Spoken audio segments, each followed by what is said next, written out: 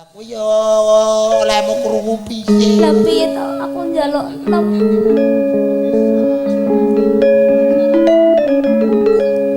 Luput pisan tak dadekne pelok.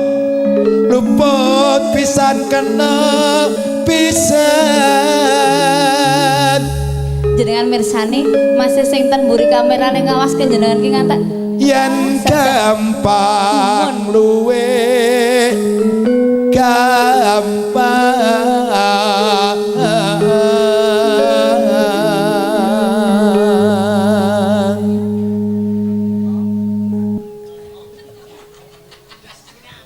Mas anu HP ini tolong mang pendet Mas. Laporan bojoku lho mudhar aku. Halo nggih. Ayo kok ngene. Kula Rudi. Tenang wae ning kene ra enek sinyal. Niku Kang Sugeng kalih penyanyi ket mau wis juwiwat jiwit mawon. Alah sore. Bebas kepiye kaya. Neng kene iki sahaman kok nek mulih yo mbuh. Alah ora bebas kowe aja tumbak cucukan le tak kapuli kowe. Ngaku preman. Ayo nak. Turun kamu. Lah kok tambah deprok kepiye? Kok piye sih? Ya kok turun ya turun. Aku mbok kok turun. Oh, kuwi lak wingi. Ayo diaturke. Yen angel lega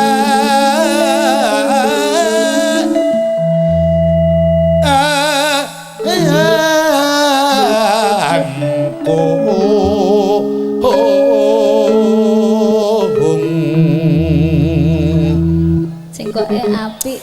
gara-gara kok aku tanah kena tinumbas arata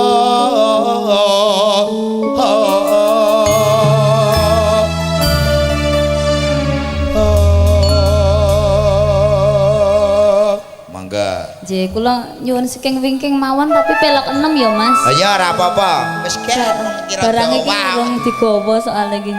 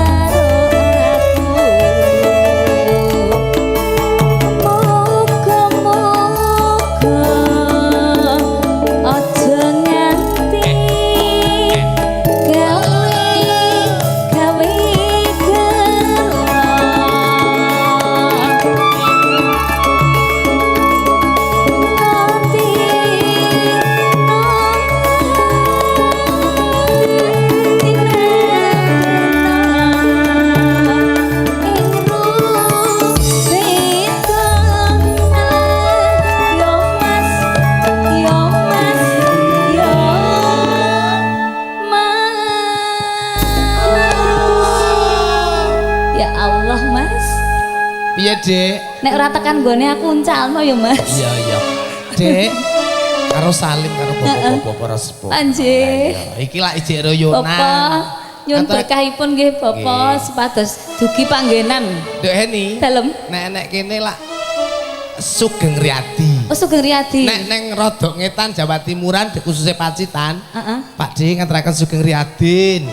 Mang aku ning kono tak cakne ning kono, alah Riyadin ra melu lagi. Kok kan Mang. Riyadi apa Riyadin to, Mas? Nek nggonanku Riyadin. Nek kene Riyadi. Ngoten Pak nggih. Lah nggih.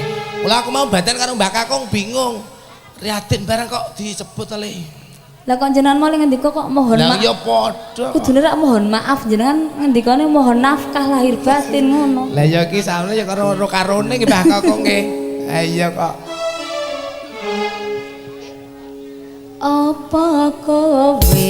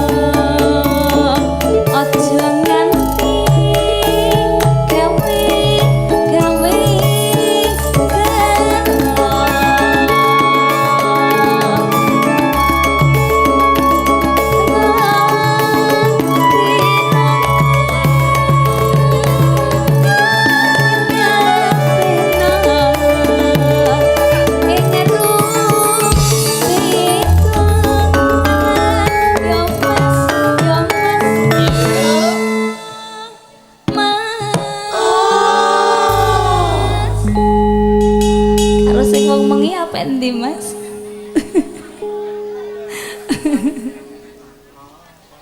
Apa kowe